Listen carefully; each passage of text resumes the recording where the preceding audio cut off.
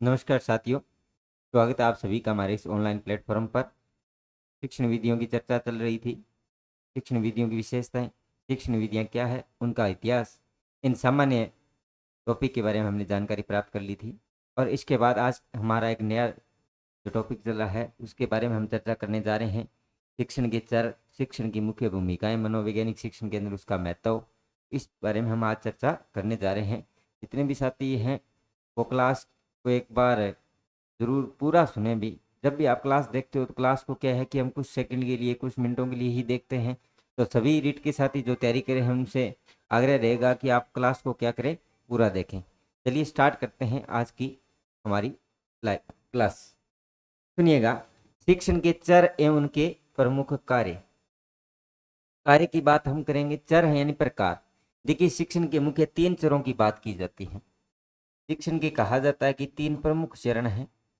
कौन कौन से चरण होता है? सबसे पहला जो चरण होता है वो स्वतंत्र चर होता है। क्या होता है? स्वतंत्र चर होता है। दूसरा जो आपका चरण होता है उसको हम मध्यस्थ बोलते हैं, ठीक है। और तीसरा बोलते हैं परतंत्र चर। तीसरा आपका कौन सा होता है? परतंत्र। देखिएगा, 3 प्रमुख चर कौन से हो गए?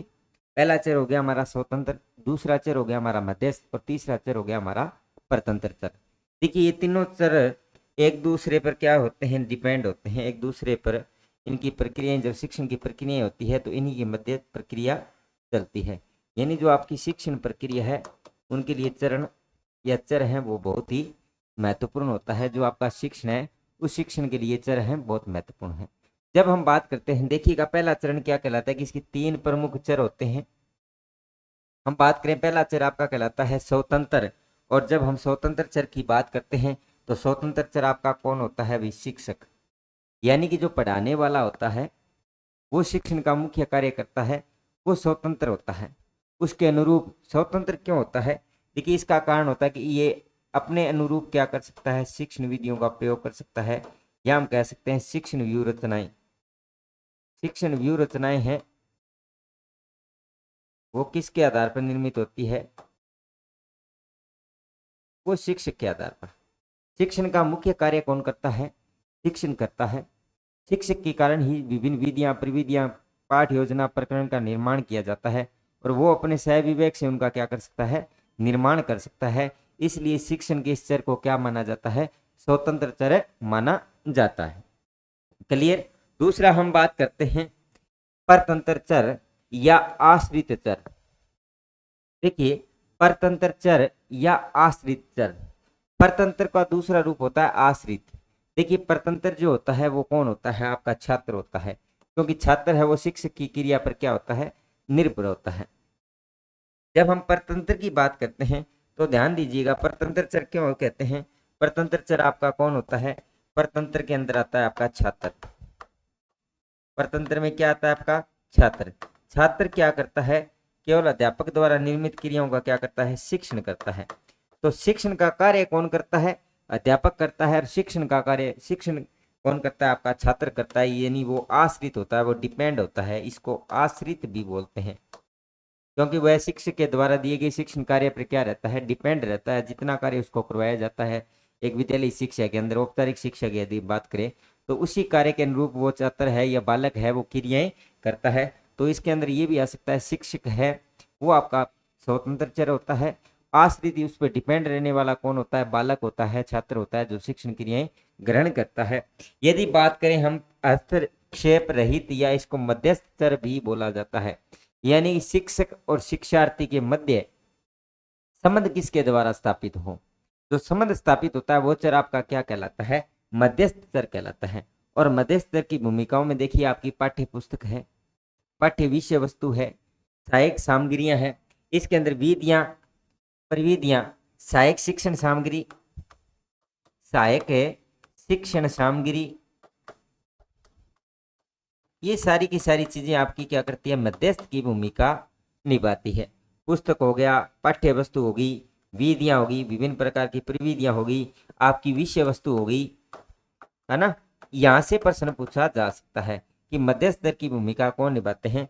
जो देखिए हमें शिक्षण कार्य हो रहा है, शिक्षण कार्य किस पे किया जाए? शिक्षण कार्य में सहायता करने वाली जो सामग्रियां होती है वो मध्यस्थ का कार्य करती है।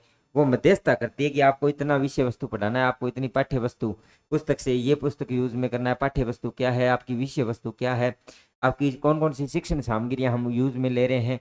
साथ ही साथ ध्यान करना कि विषय वस्तु क्या है, उस विषय के अनुसार जब हम विभिन्न प्रकार की विधियां, सामान्य विधियां और विशिष्ट विधियां, दोनों ही प्रकार की जब आप प्रविधियों का प्रयोग करते हो, विभिन्न प्रकार की उपविधियों का जो आप प्रयोग करते हो, तो ये शिक्षण का एक महत्वपूर्ण पार्ट रहता है।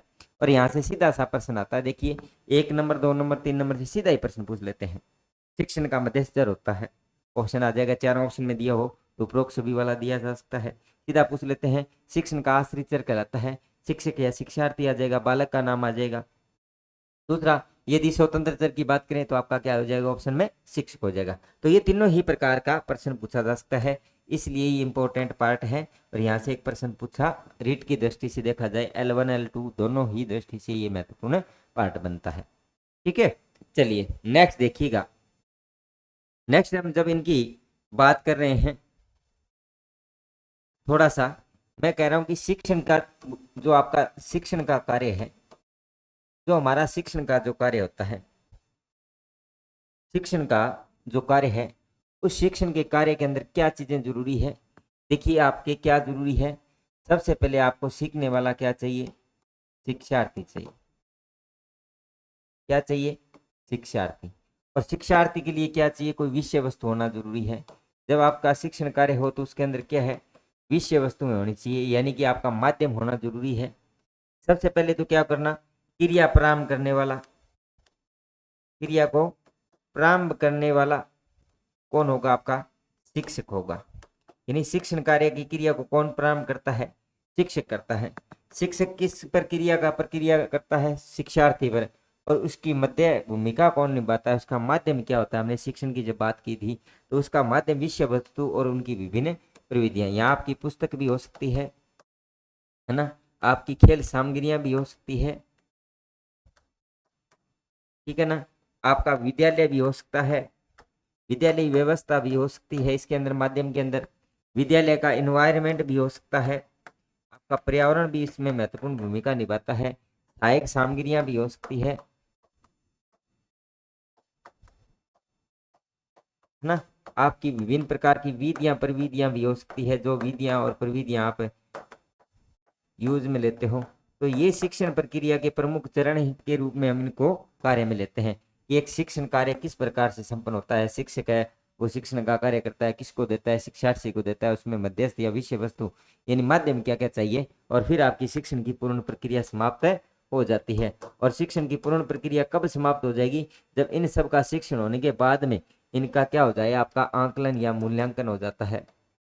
आंकलन या आपका क्या हो जाता है, मूल्यांकन हो जाता है। और इन प्रविधियों के द्वारा आपका शिक्षण कार्य है वो क्या हो जाता है, कंप्लीट हो जाता है। तो शिक्षण की भूमिका इस प्रकार से रहती है कि शिक्षण कार्य किस प्रकार से संपन्न होता है। मूल्यांकन या आंकलन क्यों जरूरी है कि शिक्षण कहाँ तक हुआ, शिक्षण में कैसी सफलता मिली, शिक्षण सफल हुआ या नहीं हुआ, इसकी जांच करने के लिए आपको क्या करना पड़ता है, मूल्यांकन करना पड़ता है, यानी मूल्य और अंकन, यानी उसकी वैल्यू जानना जरूरी होता है। चलिए अब नेक्स्ट देखिए, नेक्स्ट हम बात करने जा रहे हैं शिक्षण चरों के प्रमुख कार्य। जो आपके चर हैं वो चर क्या क्या भूमिका निभाते हैं, किन किन कार्यों में हमारी मुख्य भूमिका निभाते हैं। देखिएगा, शिक्षण चरों के प्रमुख कार्यों की जब हम बात करते हैं तो पहला कार्य आता है निदानात्मक कार्य। शिक्षण चरों के 3 प्रमुख कार्य हैं। कितने कार्य हैं, 3 कार्य हैं। हम थोड़ा सा डिस्कशन कर लेते हैं, ठीक है ना। 3 कार्य कौन से होते हैं, एक सबसे पहले आपको क्या करना है, शिक्षण प्रक्रिया का निदान, उसके बाद में उसका क्या करना है, उपचार, उपचार के बाद में आप क्या करोगे, उसका मूल्यांकन, क्या करेंगे, मूल्यांकन करेंगे। ये 3 प्रमुख चरण भूमिका निभाते हैं। देखिए, निदान का मतलब होता है कारण जानना। निदान का मतलब ही क्या होता है, कारण जानना, ठीक है। इसका अर्थ होता है कारण को जानना। जबकि यदि हम बात करें उपचार का मतलब होता है समस्या समाधान, कारण का समाधान, यानी कि जो आपके किस कारण से, उपचार का मतलब होता है कारण का समाधान, कि क्या कारण रहा, उस कारण का समाधान किस प्रकार से किया जाए। और इसके अंदर आता है हल, इसके अंदर आता है हल, और हल हुआ या नहीं, जो कारण रहा। मान लीजिए एक बच्चा शरारती है, बच्चा क्लास में बहुत ज्यादा शरारत करता है, तो उसका शरारती होने का कारण क्या है। सबसे पहले आपकी निदान करना चाहिए, उसका निदान किस प्रकार से, यदि आंकलन आप ऐसे लगाओगे कि वो शरारती है तो क्यों है, उसकी शरारत करने के प्रमुख कारण क्या है, उनको जानना पड़ेगा। फिर हम उसका उपचार करेंगे, इन कारणों को दूर कैसे किया जा सकता है, कारणों को दूर कैसे किया जा सकता है। फिर यदि कारण दूर कर दिए, फिर हम मूल्यांकन इसलिए करते हैं कि जो हमने कारण दूर किए वो वास्तविकता में जो समस्या के कारण थे वो दूर हुए या नहीं हुए, इनकी जानकारी हमें कौन देता है, मूल्यांकन देता है। तो ये तीनों ही चीजें जरूरी है। कुछ साथी कई बार प्रश्न भी करते हैं, और मैं यह कहता हूं कि यहाँ से देखना, यहाँ से एक अच्छा जो प्रश्न है वो किस प्रकार से बन सकता है, संभावना कैसी होती है प्रश्न बनने की, वो देखना। देखिए इसके तीन चर होते हैं। शिक्षण के प्रारंभ में किए जाने वाला, जब आपका शिक्षण कार्य प्रारंभ होता है, ध्यान दीजिएगा, जब शिक्षण कार्य प्रारंभ होता है, प्रश्न आ जाता है कि शिक्षण के प्रारंभ में किसका प्रयोग किया जाता है, निदान का प्रयोग किया जाता है। क्या किया जाता है, निदानात्मक कार्य किया जाता है, निदान का प्रयोग किया जाता है। इसमें समस्या के कारण को जानकर उसी अनुरूप शिक्षण की क्या बनाई जाती है, योजनाएं बनाई जाती हैं।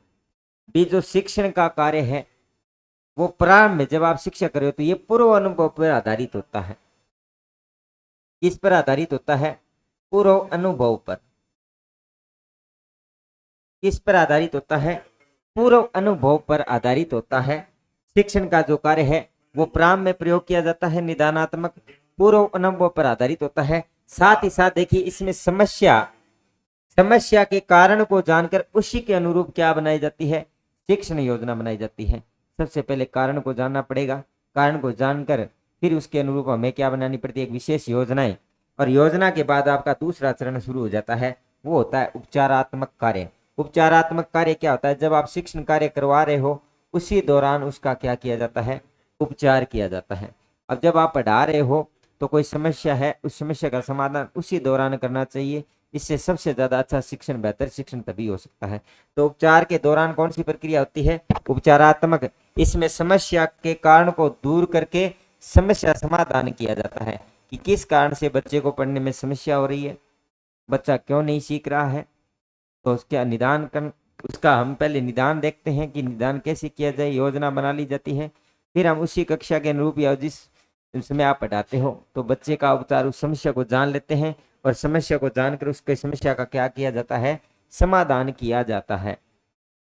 समस्या समाधान करने की प्रक्रिया। फिर हम उसका क्या करते हैं, मूल्यांकन। देखिए ये सबसे अंत में प्रयोग होने वाला शिक्षण का अंतिम चरण है। वो अंतिम चरण क्या कहलाता है, आपका मूल्यांकन। इसमें समस्या का समाधान हुआ यह नहीं, इसका क्या किया जाता है, आकलन किया जाता है। आकलन का मतलब होता है जानकारी। आकलन का मतलब ही क्या होता है, जानकारी। और ये जानकारी कैसी, कि जो चीज हमने की वो चीज बच्चे को प्राप्त हुई या नहीं हुई, इसकी हमें क्या मिलती है, जानकारी मिलती है। कि बच्चे ने जो समस्या की, समस्या जो उत्पन्न हुई वो समस्या हल हुई या नहीं हुई, इसके लिए हमें क्या करना पड़ता है, मूल्यांकन करना पड़ता है। तो ये चरणों के सबसे इंपॉर्टेंट कार्य होते हैं। क्या करना पड़ता है, हमें शिक्षण के चरों का मूल्यांकन करना पड़ता है। ठीक है, तो ये चीजें जब हम शिक्षण के कार्य की जब हम बात करते हैं, शिक्षण कार्य की जब बात होती है, शिक्षण कार्य के अंदर क्या होते हैं, शिक्षण के प्रमुख चर कौन से हैं और चरों के प्रमुख कार्य कौन से हैं, इन चीजों पर आपको क्या ध्यान रखना है, विशेष ध्यान रखना है। क्लियर। अब देखिएगा थोड़ा सा एक चीज और कर लेते हैं। एक होता है निदानात्मक, फिर होता है आपका उपचारात्मक, और फिर होता है आपका मूल्यांकन। और मूल्यांकन के अंदर ही किसको समाहित करते हैं? हम आकलन को समाहित करते हैं। ध्यान से सुनिएगा, ध्यान से देखिएगा। जब हम बात करते हैं निदानात्मक परीक्षण, निदान के लिए हम निदानात्मक परीक्षण करवाते हैं। उपचारात्मक के लिए यहां निदानात्मक परीक्षण होते हैं,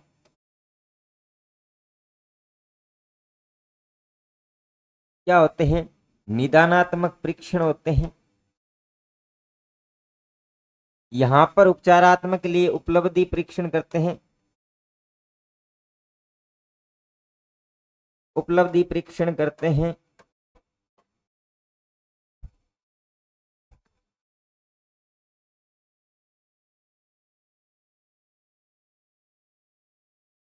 और इन दोनों परीक्षणों का समाहित करके हल,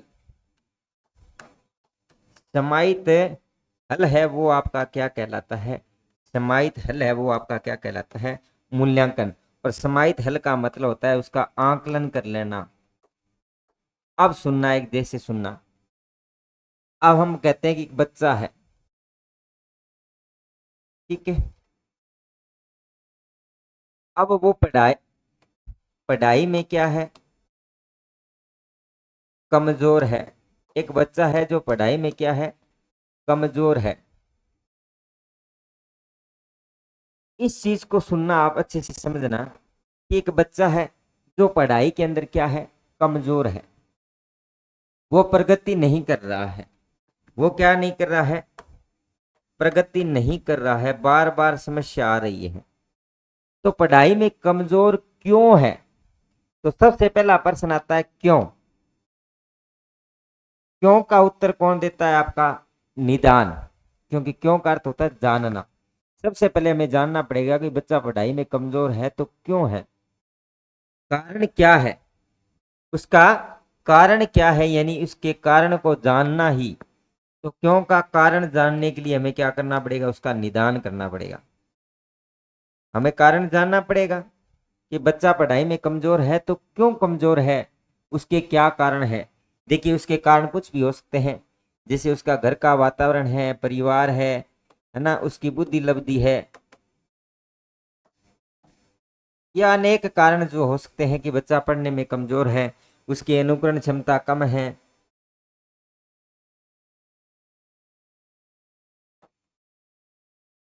ये कई कारण हो सकते हैं कि बच्चा कमजोर क्यों है। हमें जानना पड़ेगा कि वो प्रगति क्यों नहीं कर रहा। तब हम उसको क्या करते हैं? कारण को जानते हैं। कारण जानने के बाद हमारे सामने आती है एक समस्या,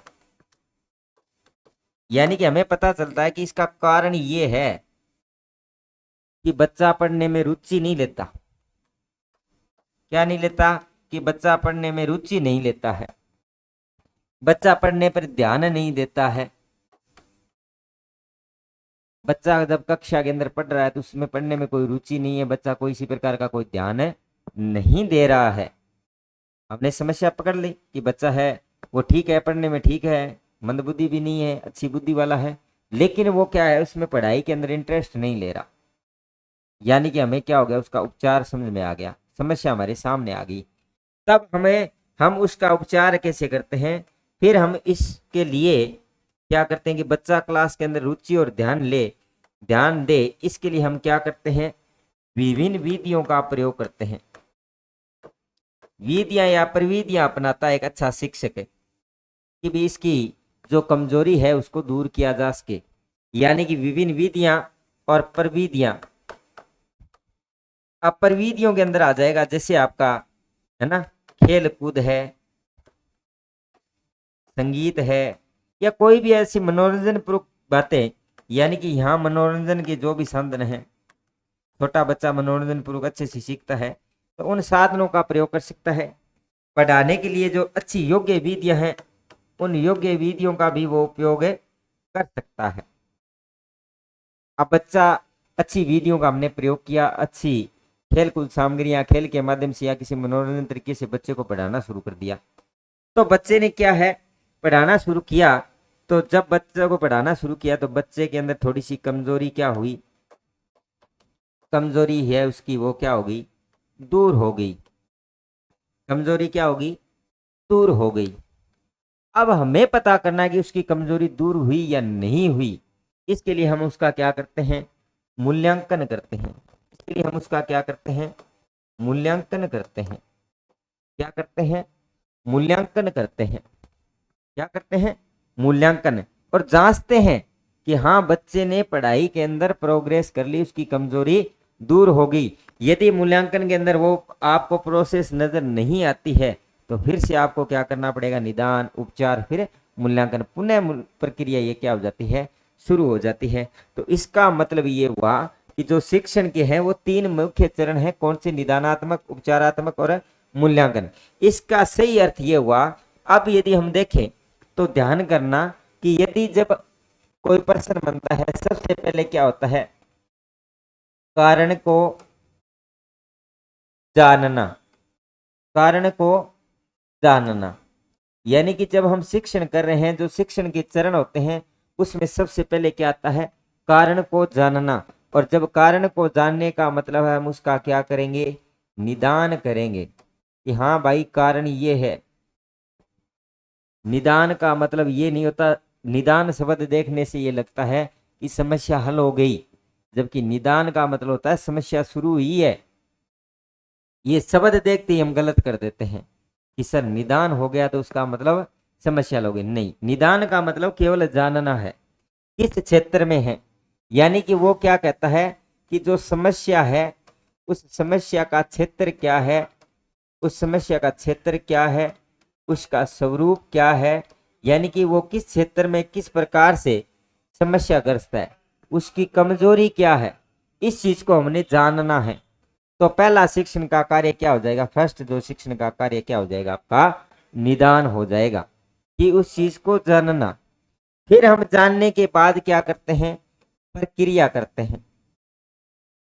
क्या की जाती है, प्रक्रिया अपनाई जाती है।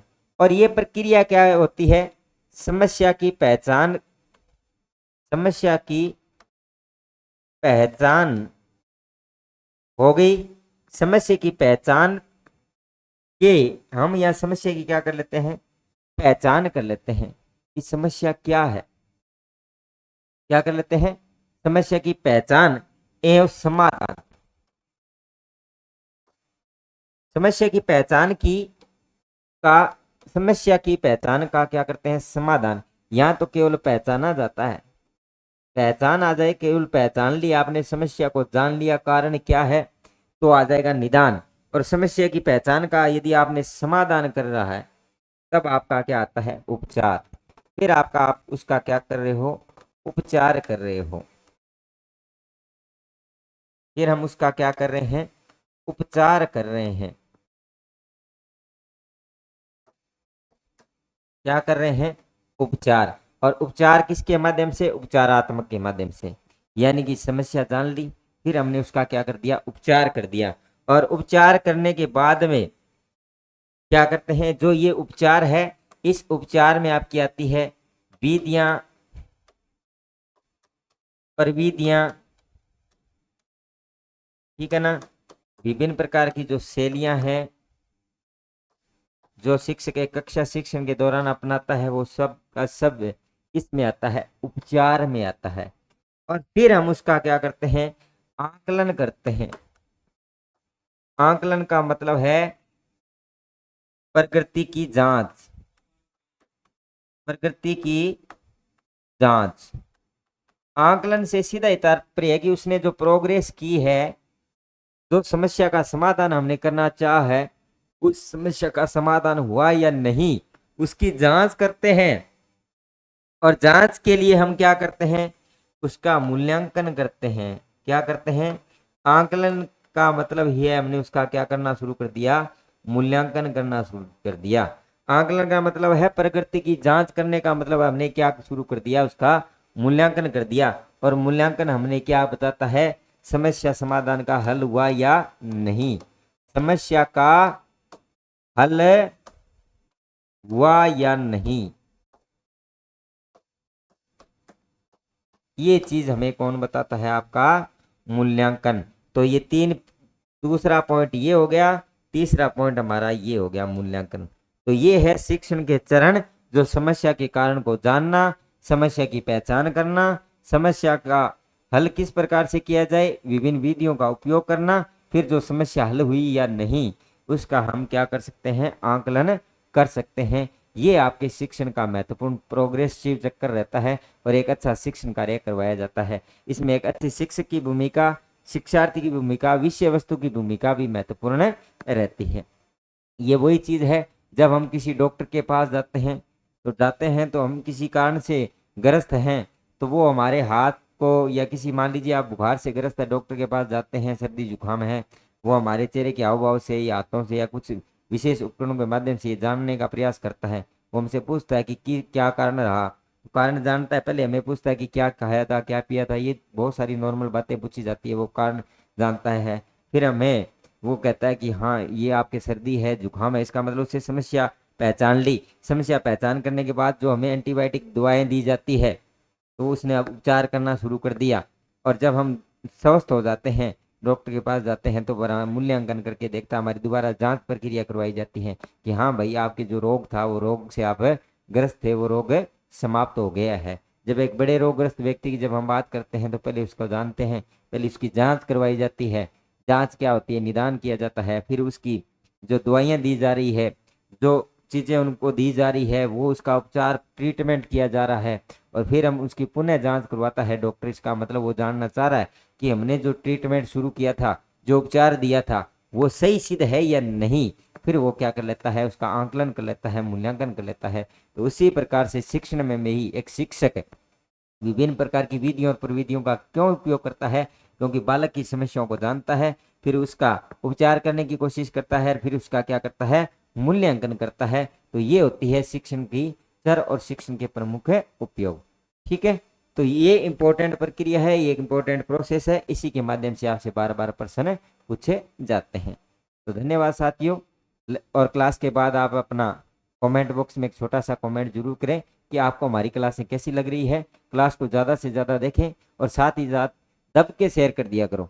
जितना आप ज़्यादा शेयर करोगे ना, उतना ही हमारा मनोबल बढ़ता है, हम उतने ही अच्छे प्रोग्रेसिव तरीके से आपको और ज़्यादा बेहतर करने की कोशिश करते हैं। आप एक अपना छोटा सा कमेंट बॉक्स में क्लास देखने के बाद एक कमेंट बॉक्स में एक छोटा सा कमेंट जरूर कर दिया करो। आपके हितों के लिए ही हमने आपकी मांगों के अनुरूप ही ऑफलाइन क्लास है वो निःशुल्क प्रारंभ की है। रीट की सारी क्लासें आपको यूट्यूब पर उपलब्ध हो जाएगी। संपूर्ण कोर्स आपको हमारे इस ऑनलाइन प्लेटफॉर्म पर करवाया जाएगा। साथ ही साथ अन्य भी कोई जानकारी आपको प्राप्त करनी हो तो उसका लिंक भी आपको वीडियो में मिल जाता है, टेलीग्राम चैनल का भी है ना। तो आप कोई भी जानकारी है उसके अंदर हमारे मोबाइल नंबर भी हैं, तो आप वहां से भी प्राप्त कर सकते हो। तो सभी साथियों को धन्यवाद। जय हिंद। मिलते हैं एक नई क्लास के साथ, तब तक के लिए धन्यवाद।